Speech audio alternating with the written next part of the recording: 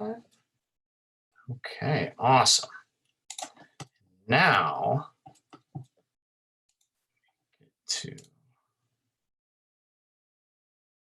done redirecting to YouTube. All right, sweet. So I'm gonna share my screen now. And we'll get this party started right and or quickly. All right, folks, so this is part 3 of our series, How Jiu-Jitsu Changed the World. This is part 3. It's going to take us through up until Mitsuyo Maeda and Soshiro Satake arrive in Brazil in November of 1914.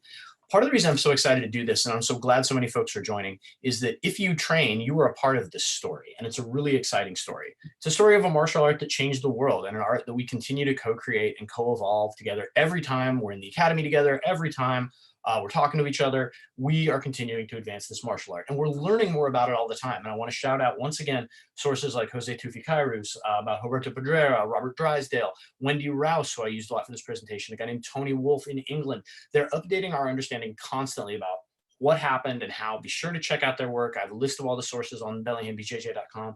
Buy their books. Check out Close Guard the movie when it comes out later this summer.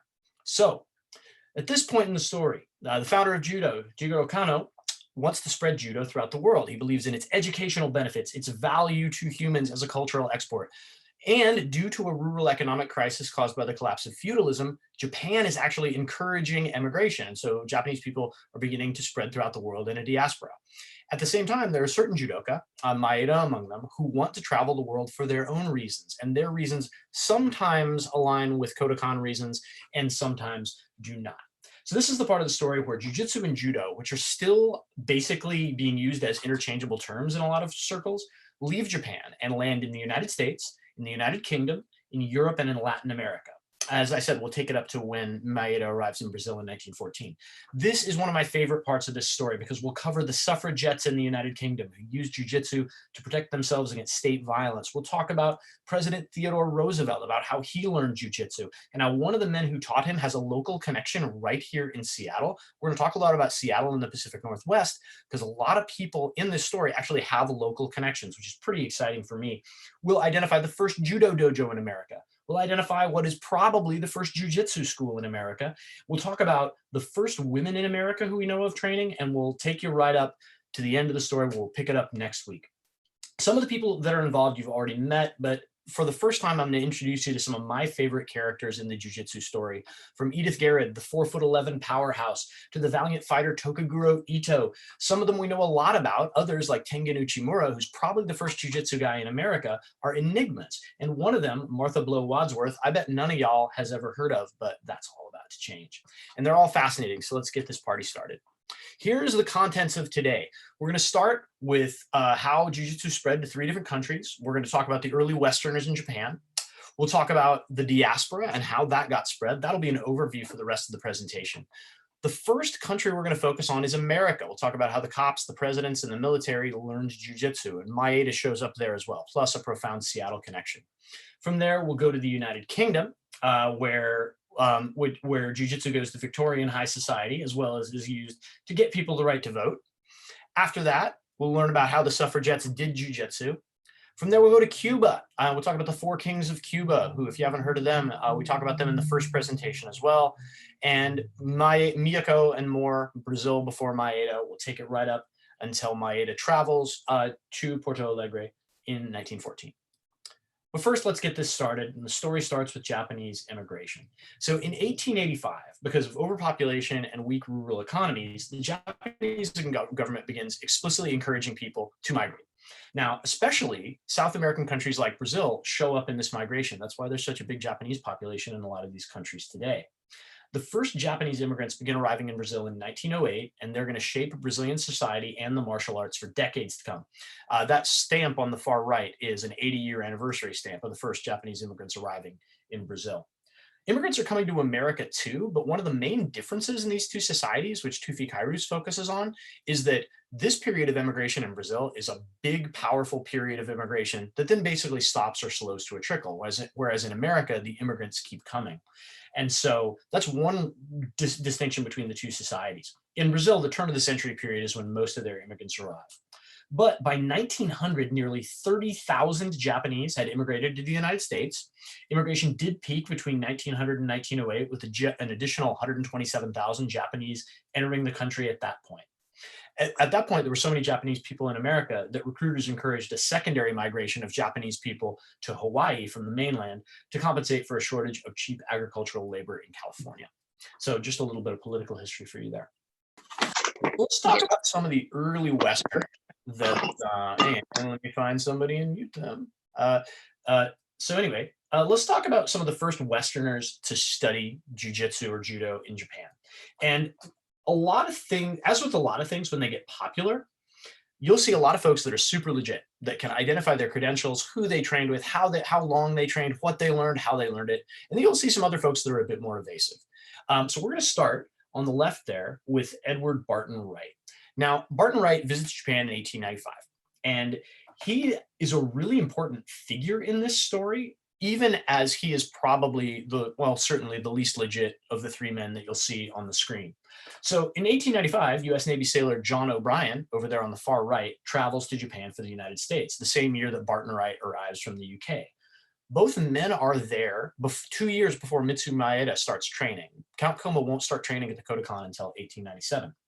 O'Brien will be there for the next 4 years. He's a cop in Nagasaki dealing with the foreign population there. Now, unlike a lot of those folks that claim jiu-jitsu training at the time, O'Brien can document living in Japan and training, although how much he trained is unclear, but it's clear he trained and learned a fair bit. Now, Barton Wright, for his part, claims to have studied Shinden Fudo-ryu in Kobe, Japan, and Kodokan Judo in Tokyo, but he's sort of a serial fabricator and exaggerator, so it's tough to tell how serious to take those claims. Where his significance in the story comes in is not only his cultural impact in England and abroad, but the fact that he imports some very legit instructors to the United Kingdom who start teaching and create lineages of their own in Europe. So the year after the Count starts training, Count Koma in 1897, Barton Wright returns to England, and he'll bring along some of those folks that we'll meet later. Alan Corstoffen Smith, the guy in the middle, we're not going to say a lot about this time. We talked about him and his significance a lot in the last presentation, but I feel like I have to mention him as the first Scotsman, as well as the fifth Westerner to earn a Kodokan black belt in 1916. He's also really important in American jiu-jitsu history because he starts teaching jiu-jitsu to the American military. He also authors a book about judo and jiu-jitsu techniques in 1920. So think of these three folks as sort of the root, and then the stems sort of branch out. So let's talk about the Japanese diaspora and how that starts to spread, and with it, judo and jiu-jitsu. So Sada Miyako, who we talked about before, arrives in Brazil in 1908. He's part of that first wave of Brazilian or Japanese immigration to Brazil, and he's the first qualified judo jiu-jitsu instructor that we know of in there. He has a famous fight with a capoeira star named Siriaco. We talked about that a little bit earlier. And jiu-jitsu really starts in Brazil with Sada Miyako. In the center is Yoshitsugu Yamashita. Now, Yamashita is one of the most important people in judo history. He's a legend, and he's the first person to be awarded 10th Dan from the Kodokan, so the 10th Dan rank of black belt. And he also plays a critical role in bringing judo to the US. We'll talk about him a lot tonight. He and his wife, Fude, and his student, Saburo Kawaguchi, arrive in Seattle in 1903, and they give a judo exhibition at a theater in Seattle. Attendance for that was by invitation only. It was a really swanky affair, and we'll say a lot about it in a couple of slides, because the influence of that night is still being felt here in the Pacific Northwest as well as in the world today.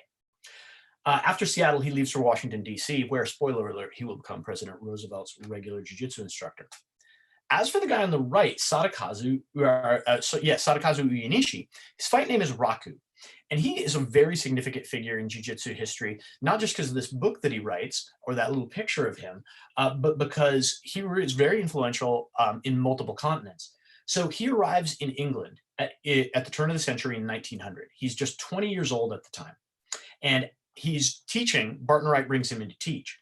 But after Barton Wright sort of falls out from the martial arts scene and ultimately leaves, he takes over the gym in 1904 when he's joined by Akitaro Ono, who's another super legit guy that plays a critical role in this story.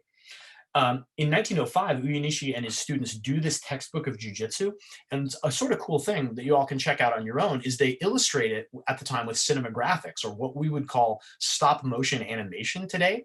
So they take a bunch of photographs and they string them together so that you can actually see them in a sort of cinematic experience. And somebody put that together and reanimated it on YouTube, so you can check that on YouTube. I'll put that in the show notes later on. So you can find that if you're interested, and you actually get to see him training in the way that he would have trained at the time.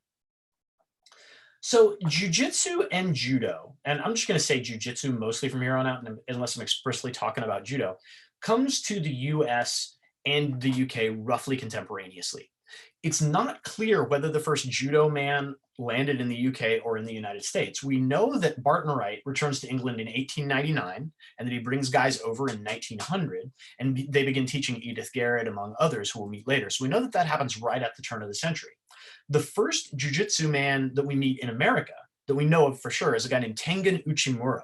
Now, he is definitely in the United States as of 1901. We know that for sure, but he might have come as early as 1897. We just can't prove it. And so it's sort of iffy as to whether jiu-jitsu lands in one of those two countries at the same time. We're going to start in the US because that's where Maeda definitely came to first, because it's my country and I know more about it than I know about the UK, and because there are serious local ties to the particular part of the United States that we live in, and where many of you that are watching live. So let's get to that.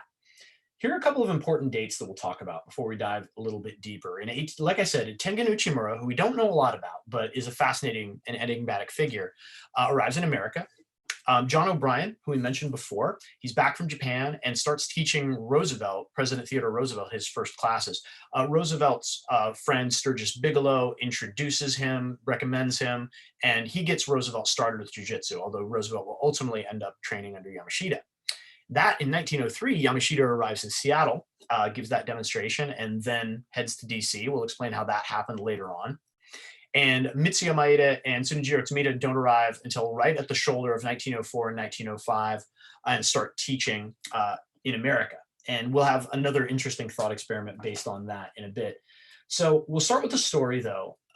The thing about this that most people get fired up about, because it's always cool to think of one of the most famous and well-respected presidents in American history training the art that we train and speaking highly of it. So that's sort of where we're going to start, is how President Roosevelt started training jiu-jitsu, how that happened, and what came of it. So we're going to start with a quote, and I'm going to read this, and I'm just going to ask one thing that's rhetorical. I'm wrestling with this. This happened and he wrote this in a letter to his son Kermit in 1904. I am wrestling with two Japanese wrestlers 3 times a week. I'm not of the age of the build one would think to be whirled lightly over an opponent's head and batted down on a mattress without damage. But they are so skillful that I have not been hurt at all. My throat is a little sore because once when one of them had a stranglehold, I also got a hold of his windpipe, and I thought perhaps I could choke him before he could choke me. However, he got ahead. Does this description seem familiar to anybody? Is this exactly what happened to you when you started jiu-jitsu, or what happened when you saw an aggressive, physically built dude start jiu-jitsu?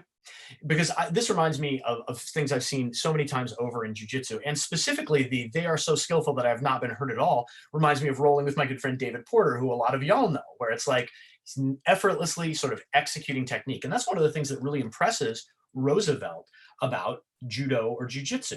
And a lot of what we know about Roosevelt, or about public attitudes toward judo and jiu-jitsu at the time, come from letters that Roosevelt wrote. So you can actually read these in the original version at the Roosevelt Center, which is pretty cool. So we're going to skip ahead chronologically a few months and get back to Yamashita arriving in Seattle in just a little bit.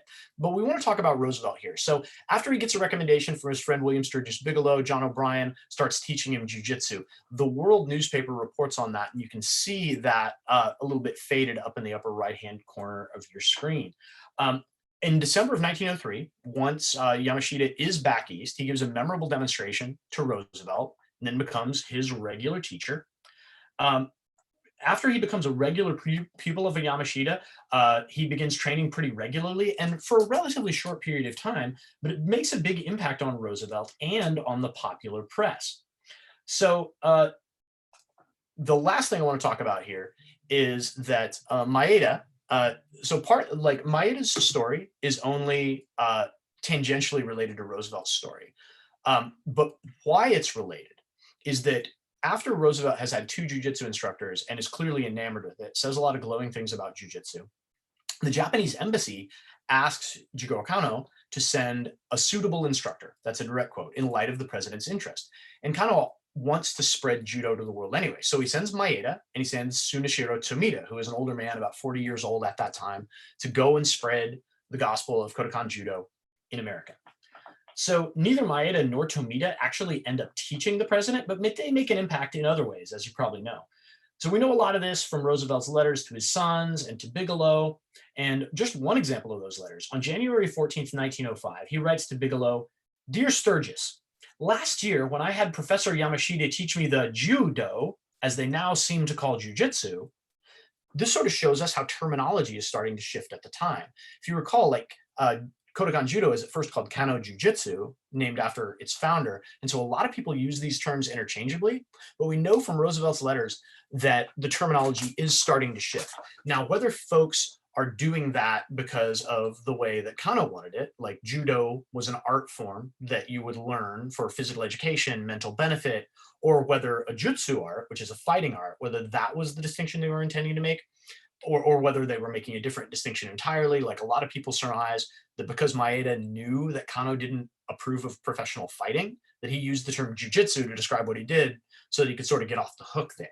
And but we know a lot of that from Roosevelt's letters. One other notable date that we'll talk about is that Yamashita leaves at the end of 1906.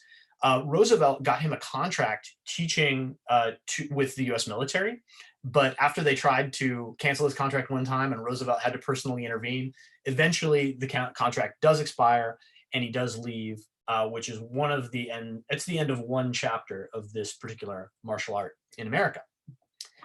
So to continue with Roosevelt, in 1905, Joseph Grant, who is at the time the national champion middleweight wrestler of the US, gets invited by Roosevelt for a sort of friendly sparring session with Yamashita. And this is Roosevelt's description of that sparring session. "Wrestling is simply a sport with rules almost as conventional as those of tennis, while jiu-jitsu is really meant for practice in killing or disabling our adversary. In consequence, Grant did not know what to do except to put Yamashita on his back, and Yamashita was perfectly content to be on his back. Inside of a minute, Yamashita had choked Grant, and inside of 2 minutes more, he got an elbow hold on him that would have enabled him to break his arm, so that there was no question that he could have put Grant out." So I asked this earlier, and I'll ask again, does this description seem familiar to anybody? Has anybody seen anything like this? Because I sure have. And this tells us a couple things. This tells us that, like, martial arts, although they do evolve, a lot of constants remain, and that also rule sets drive behaviors. If you're a wrestler and you're taught, well, all I need to do is take you down and put you on your back, that's what you're going to become very, very good at that. But if you're a jiu-jitsu man or a judo fighter who is used to newaza, then you're used to fighting for submission and saying, like, I don't mind being on my back as long as I can choke you or arm lock you, whereas the other guy is not necessarily ready for that. So that's something that I take away from this, that particularly hasn't changed much. The other thing this tells us a lot about is that Roosevelt's attitude toward wrestling and his attitudes toward jiu-jitsu, because this type of stuff still happens in sparring sessions with new wrestlers, right? But Roosevelt later says in the letter, he sort of comments on how much bigger and stronger and in great shape Grant is, and says, well, after a while, he would have worn Yamashita down.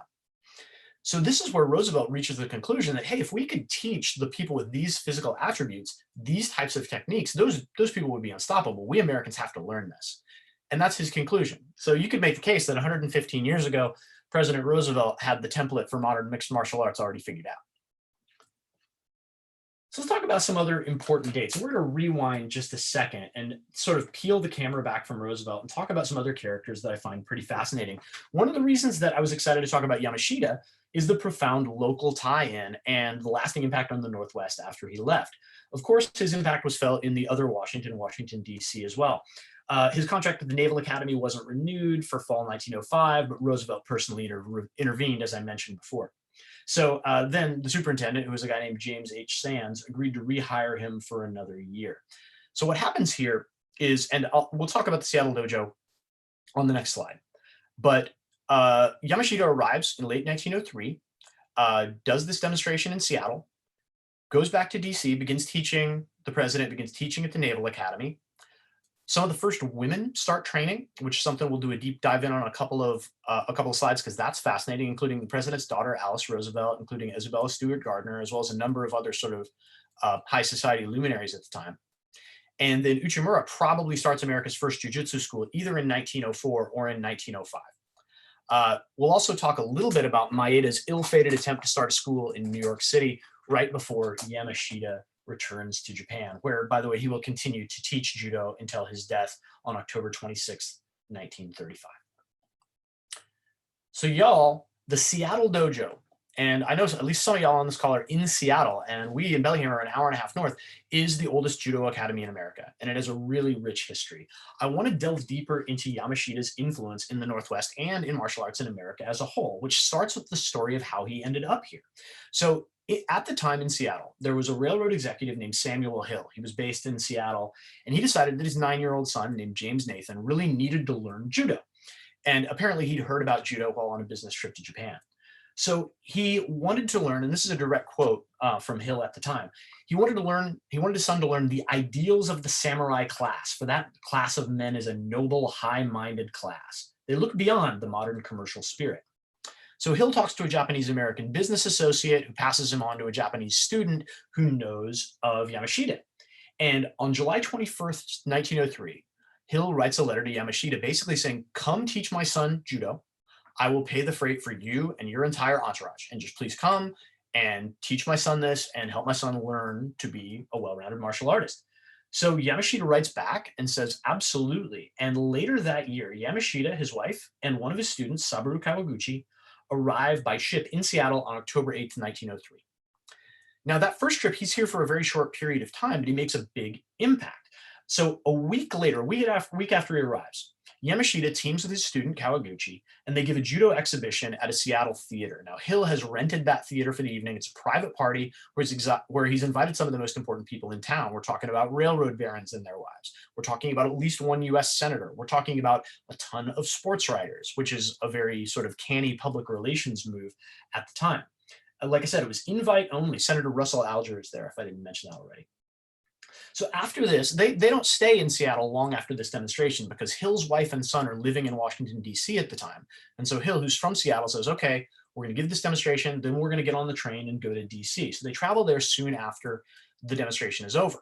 But the sports writers then do their jobs, the jobs that Hill was hoping that they would do. The favorable publicity that surrounds this demonstration leads to a lot of the local Japanese Americans that are living in Seattle to start their own judo club, which is known as the Seattle Dojo. Now, we know it was started sometime between 1904 and 1907. Probably 1904 is some of what the best evidence indicates. Definitely existed as of 1907, though. And it's still in existence and in operation today, oldest jiu-jitsu or judo gym in America, which is super exciting. I can't wait to visit and train there. I just found this out.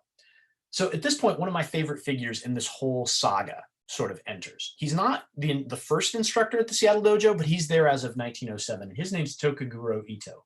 Now, Ito didn't arrive in Seattle until July 1907, and he arrives as a 4th Dan Kodokan black belt. But at that time, the instructor is a 2nd Dan black belt named Itaro Kano, or Kono. It's spelled different ways in a couple different places, so we'll go with Kono. So Kono arrived in Seattle on May 20th in 1903, and he was the first instructor, but Ito arrives and really sort of shapes the dojo. And I think those of you that train at Bellingham BJJ will sort of identify with what I'm about to say, because there's a real contrast in personalities here. Ito is a fighter and a Kodokan-trained judoka who is all business. He's no nonsense. When you walk into the dojo, or if he walks into the dojo, everybody stops what they're doing, turns and bows to him. It's very rigid, very formal, very sort of programmatic. Whereas Kono, who's been there a little bit longer and is more of a part of the local Japanese American community, is a lot more what we would say chill. I'm going to read to you the Seattle Times description of Kono from March 10th, 1907. Always with a smile, Kono takes the novices who come to him one by one and patiently teaches them the rudiments of his art, slipping and gliding with him over the mat, encouraging and instructing them in a low voice, and occasionally throwing himself to show that's what the pupil should have done. If one of the more advanced members of the class succeeds in genuinely tumbling him on his back, no one is more pleased or amused than Kono. So Ito is more strict, and they sort of have a good cop, bad cop thing going on. So this dojo moves a few times before it lands in its current location in the 1930s. And it has a rich history, even not considering Yamashita. Sunejiro Tomita, who's the guy that travels to America with Maeda, visits the Seattle dojo in 1910, and Jigoro Kano himself visits twice in 1932 and in 1938. So it's kind of cool to have something like that in our backyard. But I want to drill down into Tokuguro Ito and why, other than the local connection, I find him so fascinating. Ito is an accomplished professional wrestler and fighter who will take on basically anyone. He's also one of the most successful judoka in fighting catch wrestlers. Catch wrestlers were having some success against judoka at the time, but not really against Ito. And so he settles in Seattle. And in 1909, there's a catch wrestler named George Braun from San Francisco. And those of you who are from the Northwest will catch some Northwest vibes in this too. Braun claimed to have beaten all the best jiu-jitsu fighters in California, and also said Ed Hughes of the Seattle Times at the time, like a good many others who come from California, he cannot be convinced that there are any good athletes outside of that state.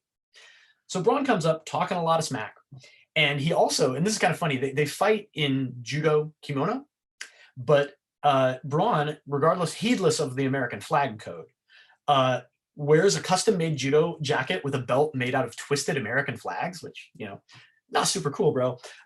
This does not, Ito's pretty straight-laced, so he doesn't like that so much. And he insists that he change out of that. So other than the corny sort of flags as belts, the uniforms that they wear are really similar to the judo gis that you see in these historical photographs. So they fight, and it takes place at the Seattle Theater on November 12th, 1909. And here's the thing. Ito chokes him unconscious. And this won't be the last catch wrestler that he chokes unconscious either. We'll talk about that in a second. Let me read from Ed Hughes from the Seattle Times is there, and I'm going to read you his description because I think this will remind you of some things too. So remember, Braun's a wrestler. Braun made a headlong dive for Ito's legs. He's trying to double leg him. He got them all right, but he also got Ito's stubby, strong fingers gripped around his throat. Ito dropped onto his back, carrying Braun with him, and again he wrapped his legs around the white man's body, holding him as if in a vice. So Braun shoots, Ito catches a guillotine, maybe a 10-finger guillotine, you can tell from the description, and traps him in closed guard. Again, you see this happening all the time. That cruel grip on the throat did the work. So people who had never seen anybody choked unconscious before freaked out, and they thought he might be dead until Braun woke up. And this actually leads the Seattle Times to editorialize against pro jiu-jitsu and arguing to end pro jiu-jitsu matches. And I love this direct quote from the Times at the time. The audience was mainly composed of Japanese, and they enjoyed the performance hugely. The white men were not so well pleased.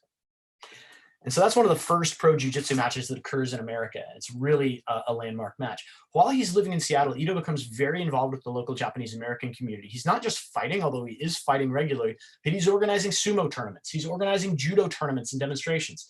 He's also taking pro fights, defeating catch wrestlers, including Farmer Watson, who he also chokes unconscious. The records of these times are always sort of, we're learning more and more about this every year. And so don't take this as gospel, but Ito's only recorded as losing twice. Once to the catch wrestler Odd Santel, who he, by the way, beat in their rematch. Santel took Ito down. Ito was injured on the takedown and couldn't continue. And so he loses their first match in 1914, but then he submits them on the rematch in 1915. And Santel beat a lot of judo guys, so that's a really impressive win. So Ito's only two losses are to Santel and to Mitsuyo Maeda, who will fight later. So really, really powerful fighter, really, really powerful influence. He stays in Seattle until he learns his father is sick in 1921, at which he returns to Japan and teaches judo at a local middle school. And that's his influence in Seattle. We're not done with Ito either. So remember that name, remember that face, because we're going to return to him right at the end of the presentation. So we know quite a bit about Ito compared to a lot of other folks at the time. And one of the guys that I'm most fascinated about in this story is Tengan Uchimura. And the reason for that is we can say with some confidence that he's the first jiu-jitsu guy in America. And like I said, he's there for sure as of 1901. He may be there as early as 1897. And although Yamashita is a legend, he isn't the first judo or jiu-jitsu guy in America, and neither was Ito. It's Uchimura. So he may have also started the first school in America, which we can see from some of the screenshots, and I'll explain those in just a sec. So one of the interesting things about him is he's not a Kodokan judoka, unlike Yamashita. So you had the Kodokan folks, but then you had other folks who were more from more traditional Japanese jiu-jitsu schools, and Uchimura is one of those. His father trained in the Tenjin Shoryu style and actually owned a school, which was the same style that Kano trained before he founded Kodokan Judo. So he's a traditional jiu-jitsu guy who later, and we'll talk about the Kodokan again later on. So when he arrives, he's teaching, but he's also putting on fights and jiu-jitsu performances. We know for sure that although he's based in Cambridge, Massachusetts, he had a partner put on a jiu-jitsu demonstration, excuse me, at Madison Square Garden in July 1902. So while he's living in Cambridge, he teaches private lessons to a woman named Isabella Stewart Gardner, who herself is a really fascinating figure and is certainly one of the first women to train in America. She's a socialite who has a museum in Boston to this day. So if you're in the Boston area, you can see the Isabella Stewart Gardner Museum, and you can see a couple of the gifts that Uchimura left her, including a Japanese flag, a cool sword with a scabbard, and things of that nature. So I want to tell you a couple more things about Uchimura, which is why we think, or I think, his school was the first one in America. There are a couple of other schools that will crop up in 1905 and 1906. Maeda's school will be there in 1906, and there's a school in California in 1905. But there's this book, the American Gymnasia and Athletic Record, which basically all it does is it catalogs a list of gyms in America, like all gyms, which is a weird thing. But, you know, I guess people were bored around the turn of the century. And so this volume from September 1904 to August 1905 is published, and it cites Uchimura's gym right here in Cambridge as the first in the country. So we know the gym was in existence probably by September of 1904. That would put it at the earliest gym in America. We also know that he was teaching privates, particularly to Isabella Stewart Gardner. We know that from her daybook, her planner. We also know that from some of the letters that she exchanges with a prominent Japanese artist at the time. And here's what's kind of tantalizing. I mentioned, you know, and so again, let me just put a bow on that, which is, so we can say, not with certainty, but with some probability, that this was the first true jiu-jitsu school in the country, because Yamashita didn't start teaching in earnest until 1904, and he was teaching at the Naval Academy, as well as teaching privates. Maeda's school didn't open until 1906. So this is the first one in America that I know of, and it was referred to as such at the time, which gives it some credibility. And here's the weird thing. So Isabella Stewart Gardner in 1906 pays for Uchimura to return to Japan. And the reason she pays for him to return to Japan, and this is why I call him something of an enigma, his parents think he's dead. So he's been in America for almost a decade, and his parents think he may be deceased. And it's unclear why that is, whether they think he might have died in a shipwreck, which was common at the time, or whether he just vanished, whether they were just worried. But essentially, she discovers that his parents think he's dead, and she ships him back to Japan. We don't have details on this, and believe me, I'm going to research a lot more on that, but we know this from letters that she received from a prominent Japanese artist at the time, who sort of commends her for like reuniting this family. Pedrera, by the way, Roberto Pedrera, who wrote Craze, where a lot of this material comes from, says in 1897 he takes part in a tournament where 6 traditional jiu-jitsu representatives challenge the Kodokan, and then shortly thereafter he departs for America. The irony of this is, in 1906, after he returns to Japan, he himself joins the Kodokan, where he's never been before, and he ultimately receives his 6th degree on his black belt from the Kodokan before he dies. So one of the reasons we don't know as much about him is he doesn't crave publicity in the way that other instructors at the time seem to. He just likes teaching jiu-jitsu. So who does he teach? And we'll talk about both who Uchimura taught, and something that I really got fascinated in researching was who the first women that we know of that trained are, because Uchimura teaches one of them. And we can't say with certainty who the first women to train are, but we do know some of them. And this is another notable accomplishment of Uchimura's, which is he teaches Isabella Stewart Gardner. By the way, when Gardner is taking those private lessons, she would be, you know, even assuming he's there in 1901 and she takes a private in 1901, the first on record that she takes is 1905, but she's at least 61 years old when she starts training jiu-jitsu. And I think that's badass. So at 65 years old, we know for a fact that she's still training at 65, taking private lessons from Uchimura, and who knows, maybe saving his family relationships.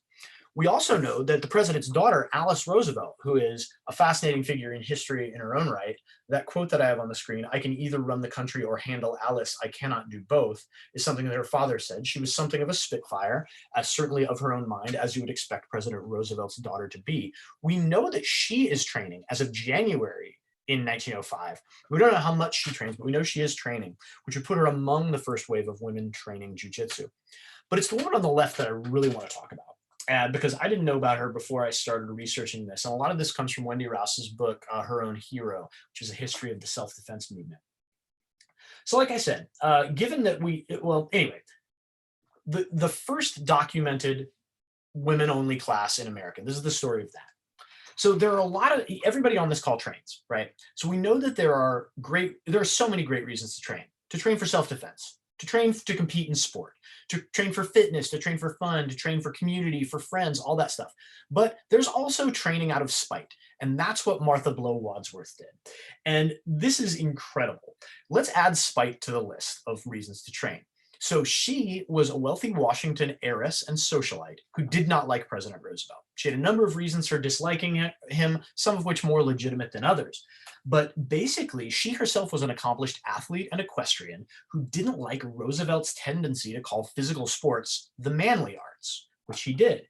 And so, and I say this word in the most positive way, and I hope that comes off. So she got petty, and the best kind of petty. Whenever Roosevelt would report on a physical feat that he was performing at the time, she would do it and match it. So if he climbed a mountain, she climbed a mountain. She's an accomplished equestrian, like I say, she rides horses. And so after Roosevelt talks about riding horses, one time she rides a relay of fast horses consistently for 24 hours, covering hundreds of miles just to spite him.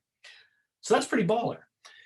So when Yamashita and his wife arrive and begin teaching Roosevelt jiu-jitsu, she organizes the first ever women-only class in America in spring of 1904. She hosts it at her home. And who is the instructor? The instructor is Yamashita's wife, Fude Yamashita. This is super cool for a lot of reasons. For one thing, we still have the names of a lot of the women that took these classes because a lot of them were very prominent socialites themselves. They were the wives, sisters, and daughters of wealthy industrialists, of senators, of surgeons. And so one cool project that I really want to engage on is to find the descendants of these women and be like, hey, did you know that your great-grandmother was this badass and that was among the very first women to train in this martial art? By the way, before you think that this is a one-off, at these women-only classes, a lot, those are just Yamashita and Wadsworth, like Fude Yamashita and Wadsworth. But both Fude Yamashita and Yoshitsugu Yamashita are teaching women and girls at the time. This is a photograph from a 1904 children's class. As you can see, there's a ton of girls that are in the class. The two names we have from this are Margaret Perrin and a Miss A. Lee. And so both Yamashitas are teaching women at the time. The women-only classes at Wadsworth's house are going to continue for as long as the Yamashitas are in DC, so at least a couple of years.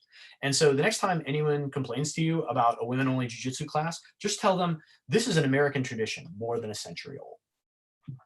And yeah, just imagine how cool, right? How cool would it be to find out your great-grandma was one of those ladies?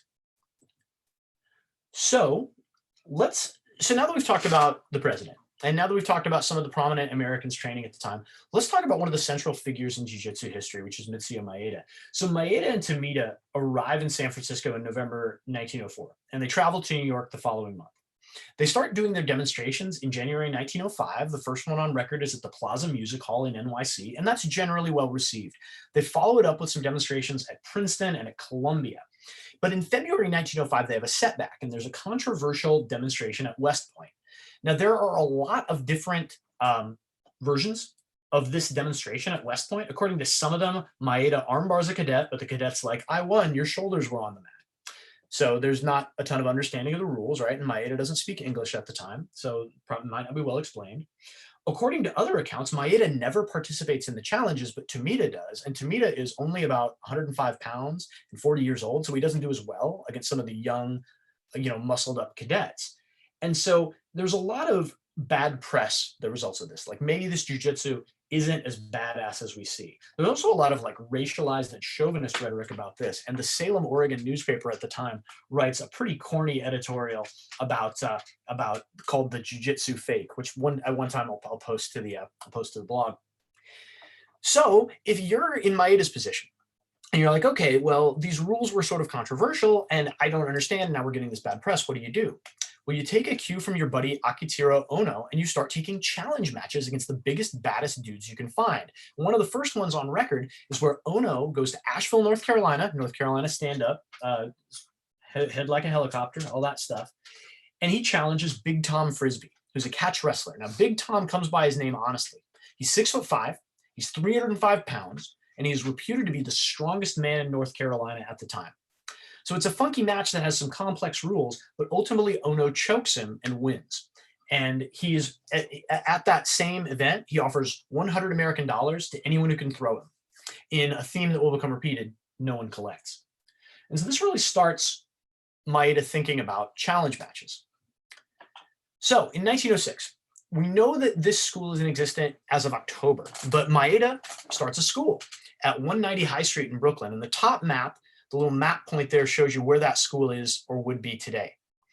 So I just want to launch this thought experiment again. Now, unfortunately, although there are a lot of jiu-jitsu people purporting to teach jiu-jitsu that are not as qualified or as good as Maeda, Maeda is not famous, which is another reason he starts taking challenge matches to sort of get his name out there as a professional fighter, because he never has more than 10 students at a given time. Now, I've overlaid these two maps with Brooklyn at the time and Brooklyn today, where there's still some Brazilian jiu-jitsu schools. And just imagine how many more little red dots would be on that map if Maeda's school had been a success, if he'd taken off. Maybe we're talking about American jiu-jitsu at this point, and maybe that map has like 20 points on it. So there are a lot of folks, so it's kind of a bummer for those of us that love jiu-jitsu that Maeda did not succeed, but then maybe we're not here if he had, because you never can tell with history. And so we have a lot still to cover, folks. And believe me, there's so much fascinating stuff that I still want to tell you about jiu-jitsu in early America. We're going to switch gears and go to Europe at this point, which is actually what Maeda will do himself in 1907. It's not working out for him in America. Let's talk about how jiu-jitsu will come to the UK years before Mitsuyo Maeda comes to the UK, even though those two stories sort of converge in about 1907. So as I mentioned, jiu-jitsu in the UK is developing contemporaneously with jiu-jitsu in the US, and it even involves a lot of the same figures because there are relatively few qualified instructors, and those guys have to travel in order to make money. So there's plenty else going on before Maeda arrives, and some of it has some pretty amazing photography associated with it. So Barton Wright comes back to Britain in 1899. He publishes an essay on the new art of self-defense, which he names Bartitsu after himself, kind of hilariously. It sort of takes British society by storm at the time. And I'll just tell you this, that Barton Wright claims to have studied jiu-jitsu in at least 2 styles. He claims to have studied at the Kodokan. Don't know how much stock to put into that, but he combines what he perceives as jiu-jitsu and judo into his own method of self-defense, adding elements from British boxing, from French savate, and from stick fighting. Now, that's a lot of martial arts to try to learn in just a couple of years, let alone try to invent your own martial arts. So I'll just leave that right where it is. Nevertheless, he's tremendously influential because he starts bringing in all these other instructors that will shape jiu-jitsu in the UK for years to come. So Sadakazu Uyenishi, whose fight name is Raku, arrives in 1900. He's just 20 years old. Yuki Otani comes next, and the duo start teaching and doing demonstrations. You might remember Yuki Otani from the last presentation. He's one of the co-authors of The Game of Jiu-Jitsu, which Drew mentioned on the last call. So Barton Wright has a lot of interests other than martial arts. And essentially, after 1903, he closes down his Bartitsu school and starts to invest in more quack medical remedies and try to make money doing that. At which point, Raku himself sort of takes over. And he starts a school in Golden Square in London. And Akihiro Ono will join him to run that school as of 1904. And that school will have an extremely rich legacy, which we're going to talk about for most of the next 5 minutes. Last thing I want to mention about Barton Wright is that Barton Wright's impact more so on, less so the jiu-jitsu or judo or Bartitsu technique. It's more cultural. He's just really successful at getting the name out there. So much so that Sir Arthur Conan Doyle becomes aware of him. And when Conan Doyle's Sherlock Holmes fans demand that he bring Holmes back. In the first Holmes collection in more than a decade, he revives Holmes by saying, yo, you know when Professor Moriarty threw Holmes off the waterfall? Actually, Holmes defeated him using Bartitsu, which is a typo that ends up in the main version. That's why a lot of people still call Bartitsu Bartitsu. But that sort of shows you the kind of cultural penetration that Barton Wright had. So his reach of the as a martial artist outstripped his grasp as a cultural figure. However, he does have a really tremendous legacy in the sense that Raku, and so he's the first person to introduce Edith Garrud to jiu-jitsu. And Edith will train under Raku, under Uenishi, and under Ono later, and will eventually, with her husband, continue their own school. And that's a really fascinating part of British history and jiu-jitsu history, and that is to which we turn now. So we'll start with Sylvia Pankhurst, and I'll ask with a question. And it's rhetorical, right? Everybody's muted. How many of y'all have seen Mary Poppins? If you've seen Mary Poppins, then you already know something about the suffragettes who were fighting for the right to vote in England around the turn of the century. And you even know something about Sylvia Pankhurst and her mother, Emmeline Pankhurst. There's a song, Sister Suffragette, which talks about Mrs. Pankhurst has been clapped in irons again. 70 years after all this stuff is happening, they're showing up in movies. This is how iconic and how important of cultural figures these are. And jiu-jitsu plays a critical role in this story. You see the quote on the screen that the police know jiu-jitsu. I advise you to learn jiu-jitsu. Women should practice it as well as men. So Sylvia Pankhurst and her mother Emmeline were critical figures advancing the women's suffrage movement in making it militant and enforcing moderate attention to it. So alongside her two daughters, Emmeline Pankhurst founded and led the Women's Social and Political Union in 1903. They were called the Suffragettes. And when they started training jiu-jitsu, it was referred to as Suffragitsu. Even then, they loved a good portmanteau. So Emmeline Pankhurst's husband, Richard Pankhurst, was the author of the first bill to legalize women's voting in England. But unfortunately, he passes away in 1898, and Emmeline herself decides to move to the forefront of the suffrage battle. And by the way, when I say battle, that's not a metaphor. There were battles and fights and brawls, and I'm just going to give you a content warning for the next slides because bad shit starts to happen. At first, the women's suffrage speakers are just worried about hecklers jumping on stage who would occasionally threaten and very occasionally physically assault suffrage speakers. But it got a lot worse. And here's how it got worse. Once the protests start to get big and start to achieve mainstream attention, the suffragettes start to face violence from the police, who regularly beat them to dispense with the protests. On November 18th, 1910, there's an event called Black Friday, when a crowd of 300 protesters are beaten severely by the cops and by male vigilantes that show up to try to fight women's right to vote. 2 of the women protesters die. Dozens more are hospitalized with their injuries. At one of these protests, an American woman named Zoe Emerson gets her skull fractured in at least 2 places when she got beat with a billy club. So that same year, Edith Garrud, who we'll talk about on the next slide, begins regularly running suffragette-only jiu-jitsu classes. Because we're not just worried about the rando jumping on stage at speech anymore. We're worried about organized police violence against peaceful demonstrators. So she forms, in addition to teaching women jiu-jitsu to defend themselves, she also forms the Bodyguard, which is a collection of about 30 women whose job it is to protect the leaders of the movement from getting beaten and arrested. Because if they do get beaten and arrested, really awful stuff is happening to them at the time. After protest leaders get arrested, they often undertake hunger strikes to draw attention to the movement. To stop these hunger strikes, the prisoners are tortured and force-fed, like I said, in really grisly fashion. And this is an actual photograph on the right. There's an artist's depiction on the left. There are entire cells that are devoted to suffragettes. In response to these prisoners being tortured and force-fed, there's a lot of political outcry that brings moderates along to the cause. But this also happens on both sides of the Atlantic. There's one night that's called the Night of Terror, where guards beat and tortured 33 suffragette prisoners in one night. So this is bad. What are you going to do about it? Well, you're going to turn to a 4'11" badass who is on the left of your screen. So Edith Garrud starts training in 1899. And just think about that for a second, being a 4'11" lady training jiu-jitsu in 1899. After Barton Wright leaves, she starts training with Uenishi, Ono, and others after Barton Wright brings them to England. She trains the suffragettes and establishes the Bodyguard to protect the Pankhursts and other movement leaders. And this sort of becomes a phenomenon. You can see from the newspaper clippings at the time that this gets a lot of attention, right? As well it should. One of the things that makes it so striking is that I already mentioned Edith was 4'11". The Metropolitan Police of London were required to be at least 5 feet 10 inches tall, or you couldn't be a cop. And so she's fighting people that are a foot taller than her. She also had training. And at first, like I said, she's just teaching self-defense to the women in the movement. But after Emmeline Pankhurst gets out of prison, the government passes a law that they call the cat and mouse law. What they want to do is they want to avoid prisoners dying because that's bad press. So they force feed them.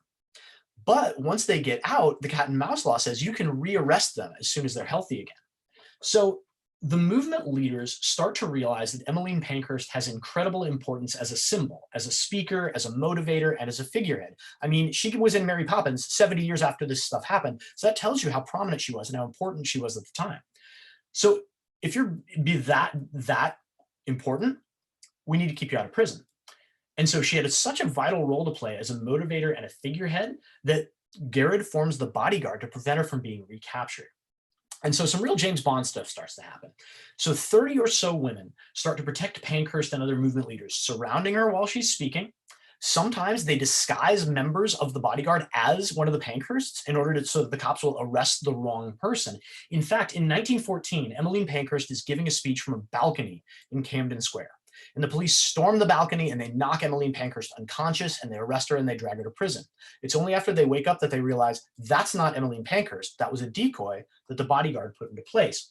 That same year, there's an event called the Battle of Glasgow. It takes place in Scotland, if you couldn't guess. Pankhurst is speaking, she's set to speak in St. Andrew's Hall in Glasgow. So the police don't want her to speak, so they surround the hall. Pankhurst gets in by posing as a ticket buyer, buying a ticket and just sort of disguising herself and getting into the arena. So when that happens, the Bodyguard gets into position, making a semicircle behind the speaker's podium. And then suddenly Pankhurst appears and starts speaking. She gets about 30 seconds into her remarks before the police try to storm the stage.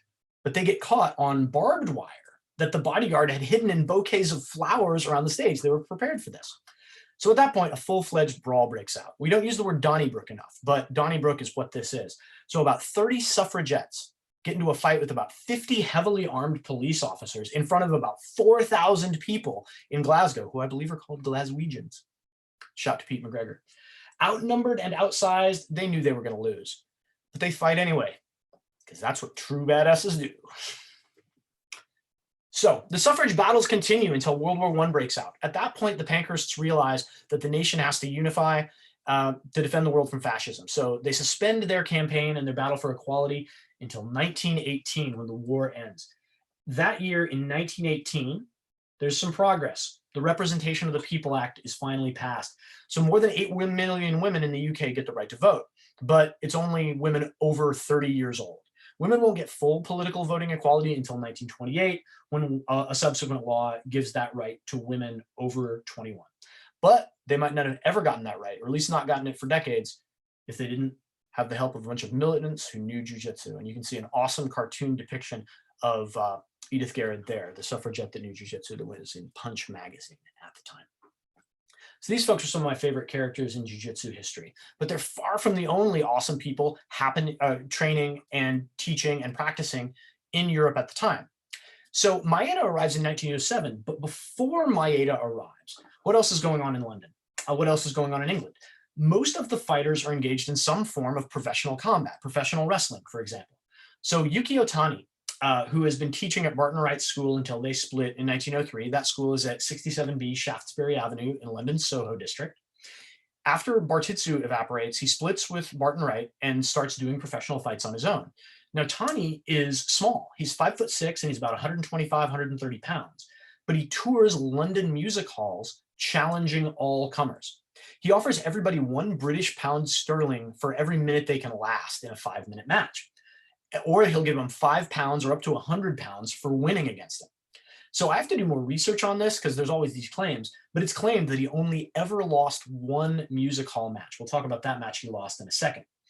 In an average week at the Oxford Music Hall, he defeats 20 guys. In just 1 week, he's on record as defeating 33 total challengers. And so he's winning. He's sort of the toast of the town at the time, and he doesn't lose until 1904. Where that guy, the muscular fellow in the middle of the screen, Ataro Miyake, defeats him. It's the only defeat on record for Tani at the time. After that match, they join forces. They open a school together, and they authored that book, The Game of Jiu-Jitsu, together, that many of you saw Drew from Framework BJJ hold up in the last stream. So these guys, oh, by the way, little note about these matches. These are submission only matches. So the idea, the only way you win is you make your buddy tap out. And so Tani is saying, basically, I will tap you, and for every minute you last, I will give you £1. And if you beat me, I will give you a lot of money. And he never, ever loses. The only sort of thing that he has going for him, the people that fight him can use any technique they want. They can strike, they can grapple, whatever. The only concession he makes is they have to wear a gi top, which is sort of his advantage over all the catch wrestlers that come for him at the time, because he ends up choking them with that gi jacket. So the only guy to beat Tani is Taro Miyake. Miyake, too, will also move to, you guessed it, Seattle. He moves in 1914, the same year that Maeda will arrive in Brazil, and he'll open a school in Seattle where he'll stay for 20 years. But before he does that, they open a school together, the Japanese School of Jiu-Jitsu at 305 Oxford Street West in London. I want to mention that later in 1918, so neither of these guys were Kodokan guys. Neither Miyake nor Tani were Kodokan guys. And one of the interesting things you see about the dynamic at the time is that when they're traveling with Maeda, which they will on barnstorming tours later, he will refer to Akitaro Ono as Ono Sandan, Ono third dan black belt. He'll refer to everybody with Kodokan rank by their name and their rank, but he only refers to Miyake and Tani as Miyake-san and Tani-san, because they don't have Kodokan rank. And it's sort of a little bit of shade that he's probably throwing, or just, you know, maybe some kind of politeness and respect to the Kodokan. But one thing that I found really interesting is Jigoro Kano visits London in 2000, where Tani is teaching at the London Budokai at the time. And he evaluates Tani and awards him a Nidan, or a second degree black belt in Kodokan Judo at that time. Eventually, Tani will reach the rank of 4th Dan. So I want to say one more thing about Miyake, and I know we're going a little long. If you guys have to bounce, don't worry about it. But stick around as long as you want. We got some more fascinating figures to talk about. I do want to talk about Miyake for just a little bbit, because it's always interesting to me to figure out how these folks trained. As I mentioned, he's not a Kodokan guy. He started his training under the Fusenryu master Matamaon Tanabe, who we talked about last time. He was the guy who footlocked a Kodokan guy in front of the Crown Prince of Japan in 1900. He also trained in Osaka under a master named Yataro Honda. And he was a police instructor at the time in Japan, but in 1904, he gets fired for getting into a brawl. This would become a theme for a lot of jiu-jitsu and judo guys at the time. You get in a brawl and you get in trouble. So he doesn't have a job anymore. And he departs Japan for London and begins, fighting and teaching. In 1908, he starts to tour Europe along his countrymen. And I told you we would get back to Raku. He tours Europe in 1908 alongside Sadakazu Uyenishi, Raku, and alongside Mitsuyo Maeda. And so he continues fighting and teaching until he leaves for America in 1914. So this wouldn't be a complete slide if we didn't say something about Mitsuyo Maeda. He's still so he leaves for London in 1907. His school has dried up in America, and he's based out of London for most of 1907 and 1908, although he's traveling to places like Belgium, where he's taking catch wrestling matches at the time. He's always sort of strapped for money, and so he's trying to set up big money fights. This is also the period where he starts adopting the name Conde Koma, the Count Komaru, which if you're on the first call, you know this, but I'm going to repeat it anyway. It comes from the Japanese verb to be in trouble, implying financial trouble. So basically, Conde Koma means the count who is always strapped for cash. So at this time, he's fighting for money. He's challenging catch wrestlers. He actually tries to set up a match with the really famous American catch wrestler Frank Gotch, but Gotch ignores him because there's not a lot in it for Gotch. If he loses to this guy nobody has heard of, it's bad for him. And so he isn't able to continue making a living there. So at that point, in 1908, he spends most of that year in England taking catch wrestling matches. But the territory is about to be, he's got as much as he can out of the territory. And so in 1908, he leaves for Cuba, where he arrives in December, and promptly begins taking challenge matches there. But Cuba also plays a really key role in Maeda's life that is, I think, often sort of underrepresented. And so I want to take just a few minutes and talk about that here. So Maeda, and I'll show you a picture on the next slide of what are called the Four Kings of Cuba. Ultimately, one of Maeda's most famous, right, because of his role in teaching the Gracies. And one of the things that the film Close Guard will take on is whether Maeda created the Gracies or the Gracies kind of created Maeda by building him up, but Maeda was undoubtedly important, undoubtedly a very powerful fighter at the time, and was very influential. One of his primary influences is wherever he could go, he could draw money. And so he is the first of these four men to travel to Cuba, but eventually they all follow him. And he talks about at the time that Havana reminds him of some of the cities in Japan, so he feels comfortable there, and it provides him a jumping off point for a lot of Latin America. So let's talk about the four kings of Cuba. So from left to right, that's Akitaro Ono, the guy who fought the catch wrestler in Asheville, North Carolina. That's Tokuguro Ito, who taught in Seattle and choked the catch wrestlers unconscious. That's Soichiro Satake, who is one of Maeda's traveling buddies who will fight under the name Nobutaka. And he's another fascinating figure that we'll talk about next a lot more next time, because he plays a role once Maeda gets to Brazil. And then, of course, the Count himself, Mitsuyo Maeda, on the right. So Maeda is the first to arrive, but he's joined soon thereafter by some familiar faces. He arrives in 1908 and almost immediately starts doing twice-a-day professional wrestling demonstrations. From there, he uses Cuba as a jumping off point to Mexico and other Latin American countries, where he also becomes popular. In Mexico City, he has a standing engagement at the Principal Theater where he does regular challenge matches. His standing offer was, I'll give you 100 pesos, which at the time was US $50. So think about 15 bucks in like the early 20th, or 50 bucks in the early 20th century. It's a lot of money. He offered 100 pesos, 50 bucks to anybody he could not throw. And he offered 500 pesos, 250 US dollars to anybody who could throw him. And Roberto Pedrera did a comprehensive survey of press reports at the time, and there is no record of anyone collecting any of that money, which isn't surprising, but is also pretty awesome. Satake arrives in 1909 to work 2 matches with him in Mexico using that name Nobutaka. And so they work together doing demonstrations and fighting each other. It's unclear whether those fights were works or shoots, but we'll talk about that another time. So back in Cuba in July 1910, he tries again to arrange matches with Frank Gotch, with another catch wrestler named Jack Johnson, but the Americans ignored him because there was no money really to be made wrestling him for them. But finally, their fortunes really start to turn in 1911, when Maeda and Satake are joined in Cuba by Akitaro Ono and Tokuguro Ito. So these guys start challenging everybody and doing all kinds of challenge matches, and they collectively become known as the Four Kings of Cuba. And they're a very popular traveling troupe that draw money everywhere they go. The Japanese media are so proud of their reputation that they're bringing for judo and the fighting arts to Japan that they report on the Four Kings of Cuba, which has mixed results. I'm going to cough just for a second. It has mixed results because this builds Maeda sort of the fame he's looking for and the drawing power that he's looking for. But there are some in Japan, notably Jigoro Kano, who do not approve of his involvement in professional fighting. And that has consequences, possibly on slowing his promotion schedule, which we talked about a little bit earlier. So during 1912 through 1914, the Four Kings travel throughout Central and South America. And this is one of the last things that I'm going to say because it says a lot about how technique evolves. We talked about how jiu-jitsu evolves and gets spread, and I want to just say a few things about how technique evolves. In August 1912, Maeda goes to Guatemala and fights and wins a challenge match against the Guatemalan boxing champion.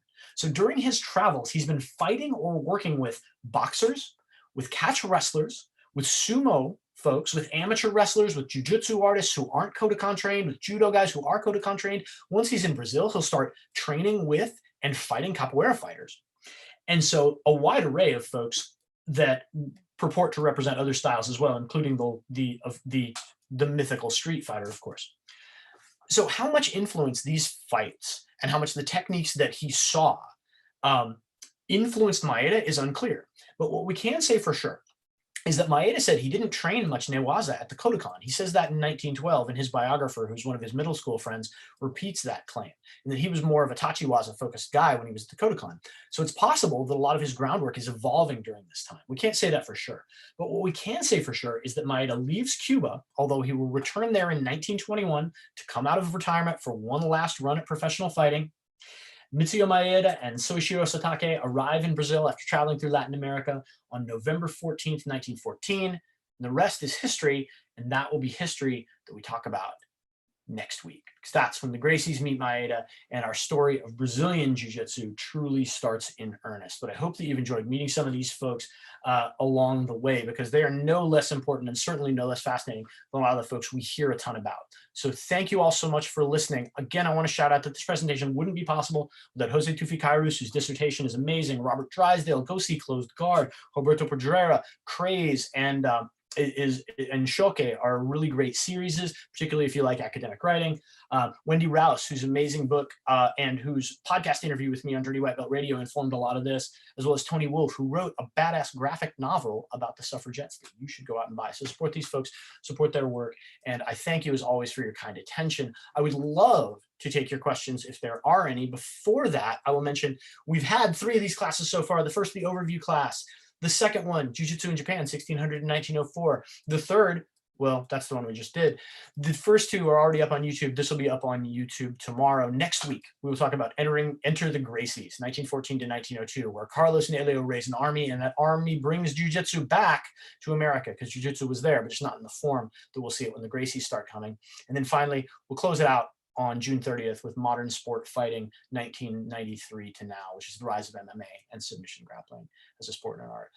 Last thing, y'all, really appreciate you. This is so much fun for me. I couldn't do it without you. So thank you all. And remember, this is an art that we are co-creating, which is a really exciting thing for me. So be proud of wherever you train, be proud of where you train, be proud of what you're a part of, because it's something that's awesome. And if there are any questions, let's rock with it. Feel free to unmute yourselves and shout at me, because I don't think I can see the chat. And by I don't think, I can't see the chat. Thanks, Jeff. Good job, Jeff. Thanks so much.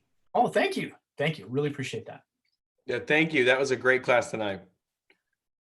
Y'all are awesome. Y'all are very As cool. always, I'll chime in with the first question. Everybody.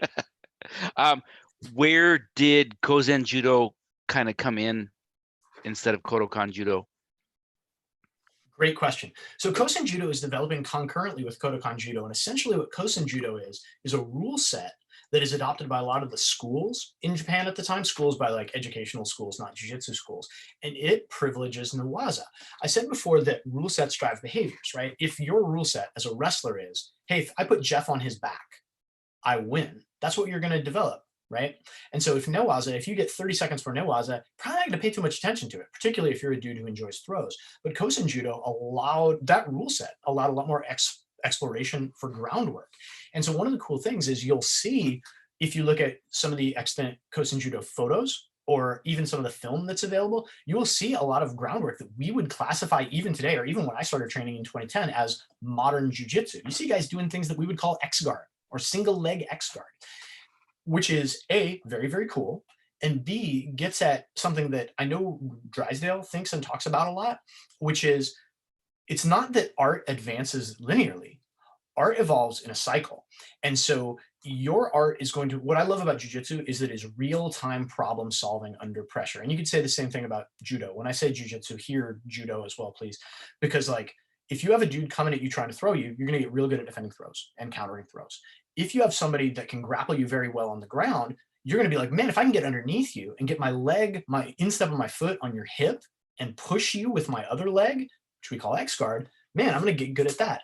And so a lot of these techniques were evolving at the time based on that rule set and based on people's aptitudes. And so it's not that these techniques, you know, it's pretty rare that you'll hear me say non-ironically that somebody invented something. And so that's how I see Kosen Judo and its sort of concurrent development to Kodokan Judo. Thank you. I'd heard of it, but I didn't know anything about it. So no worries. We're learning a lot about that too at the time. And I love questions, guys. So I appreciate the compliments too. That's always absolutely sweet. But if anybody has any questions, please hit me up.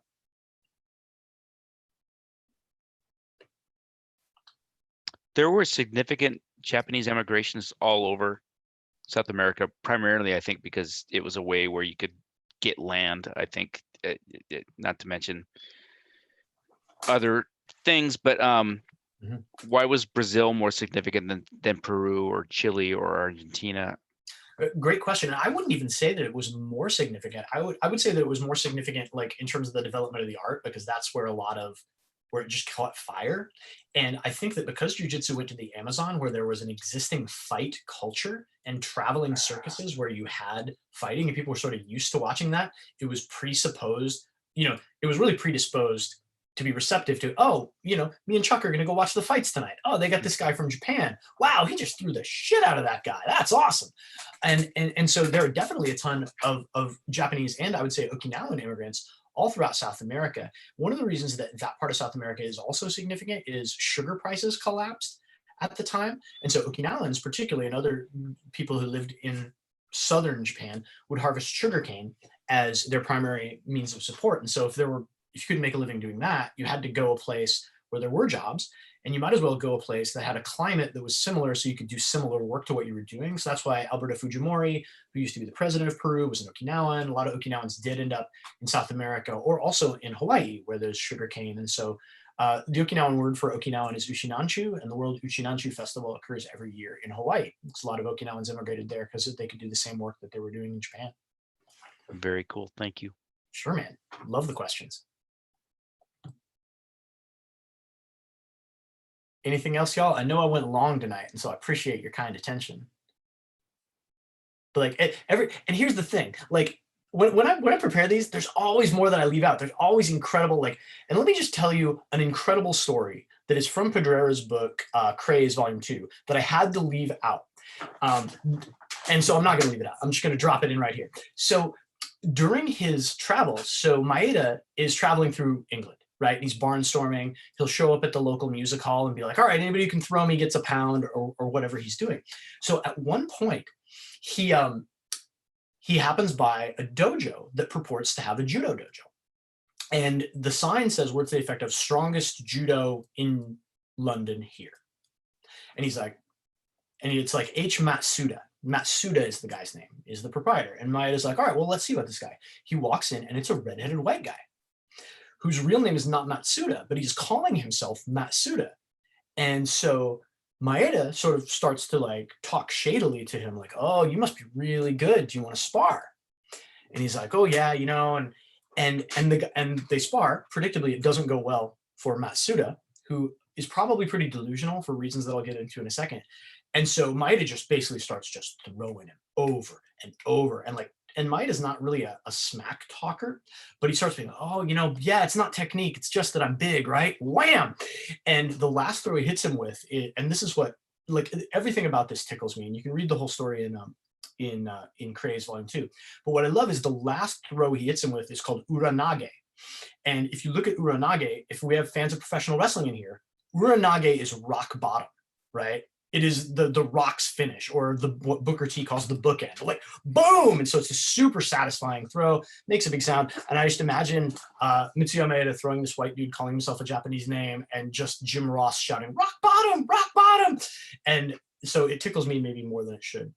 I should mention that Matsuda later will take a fight against a professional boxer, which isn't the best idea and goes exactly how you would think it was. And so he probably is just this dude that really, really wanted to like will himself to learn judo without actually, training judo. And maybe that amuses only me, but Pedrera probably tells the story better. So thanks for letting me shoehorn in that footnote. It was one that I had to leave out. There's always really fun stuff that I leave out, so definitely do check out the original works if you have the time and the means. But I love distilling this stuff for y'all too. With that said, do we have one final question? Anybody?